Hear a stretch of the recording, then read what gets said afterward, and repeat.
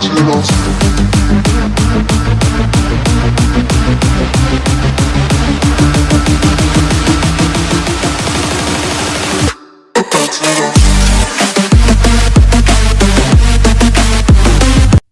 guys, and welcome to another quick forum video. So today I'm showing you how to do the facial recognition on the Moto G6 Play. So let's go ahead and see if it does have it. So let's go ahead and test it out. I'll show you.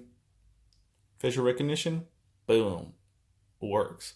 So you might be saying, how do you do that? So let's go into the settings. You want to go to security and location. You want to go to smart lock, put in your little security code, and then it'll say trusted faces, and then you can improve face matching or remove trusted face. So let's do the remove trusted face. Let me add one. So here we go. It says about trusted face.